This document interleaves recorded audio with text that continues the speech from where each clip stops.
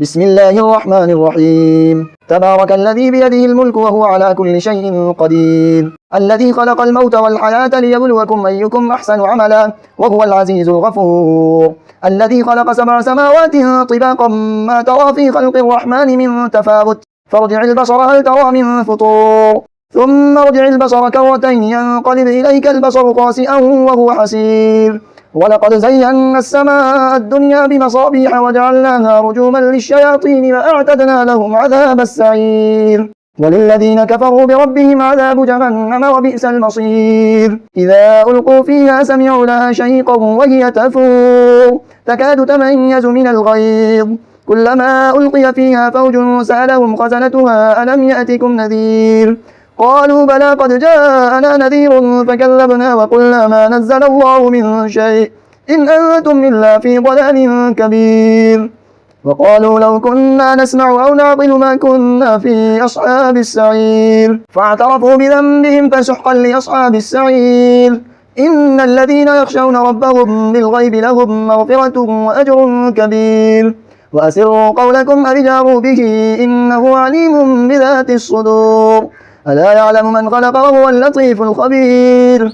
هو الذي جعل لكم الأرض ذلولا فامشوا في مناكبها وكلوا من رزقه وإليه النشور.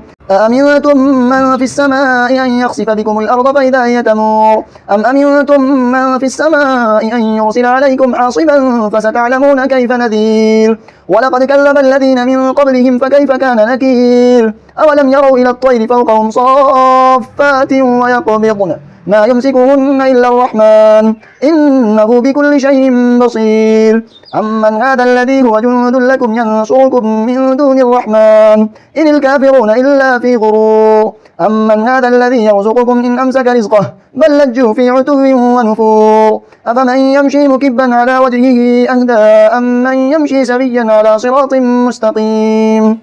قل هو الذي أنشأكم وجعل لكم السمع والأبصار والأفئدة قليلا ما تشكرون.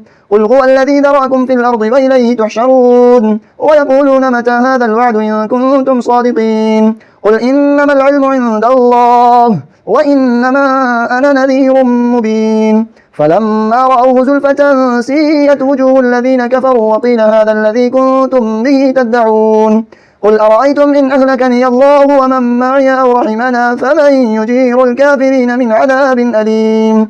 قل هو الرحمن آمنا به وعليه توكلنا فستعلمون من هو في ضلال مبين.